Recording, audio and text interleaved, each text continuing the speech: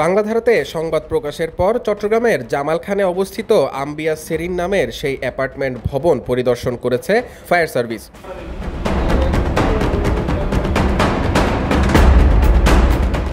সোমবার Chittagong fire service ও civil ডিফেন্সের উপসহকারী পরিচালক আব্দুল মান্নানের নেতৃত্বে একটি টিম ভবনটি পরিদর্শন করেন। এ সময় তিনি সাংবাদিকদের জানান, এই ভবনের ১০৮টি ফ্ল্যাটের বাসিন্দারা অগ্নিঝুঁকিতে রয়েছেন। আমরা স্যারের নির্দেশনা অনুসারে এখানে এসে তিনটে বিষয়ে স্যারের গাইডলাইন ছিল, প্রধানত তিনটে বিষয়।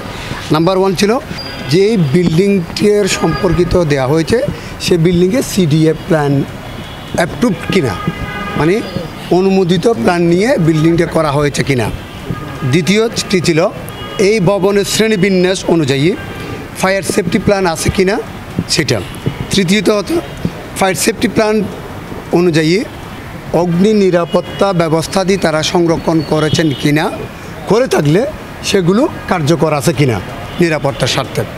এই তিনটা পয়েন্ট এবং অন্যান্য পয়েন্টগুলো সহ আপনাদেরকে সাথে নিয়ে যেগুলো আমরা দেখলাম, আসলে এখানে আমরা কোনো চট্টগ্রাম উন্নয়ন কর্তৃপক্ষের অনুমোদিত কোনো কপি আমরা সভাপতি সাহেব সহ বা কেউ আমাদেরকে দেখাতে পারেননি।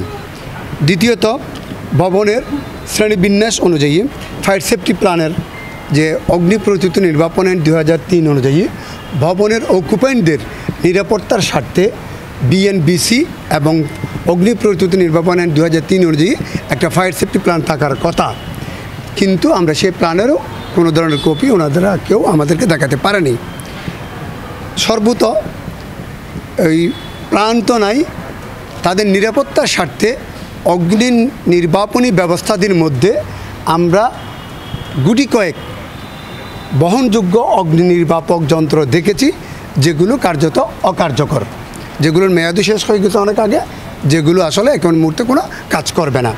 তো যেহেতু অগ্নি নির্বাপনের দৃষ্টিকোণ থেকে এবং দুর্ঘটনার দৃষ্টিকোণ থেকে এগুলো অবশ্যই আমাদের জন্য এগুলো ঝুঁকিপূর্ণ।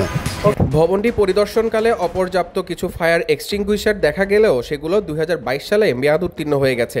এসব বিষয়ে ফ্ল্যাট মালিক সমিতির প্রতিষ্ঠাতা সাধারণ সম্পাদক ও বর্তমান সভাপতি মঈনুদ্দিনকে প্রশ্ন করা হলে তিনি কোনো সদুত্তর দিতে পারেননি।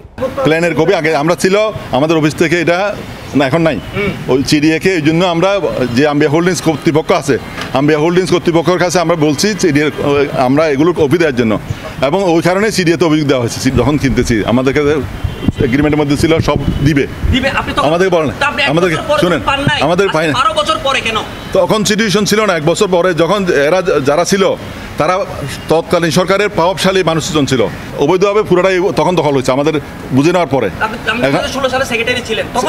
তখন না 16 সালে যখন সেক্রেটারি ছিলাম তখন আমি বাধা দিচ্ছি বলে আমার সাথে সমস্যা হয়েছে, এখনো পর্যন্ত সমস্যা, যেটা হচ্ছে আমি বাধা দিচ্ছি দেখে।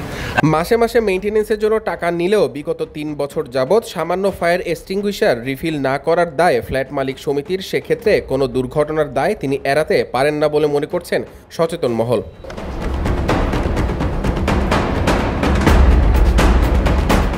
Desk news, Bangladhara, Chittagong.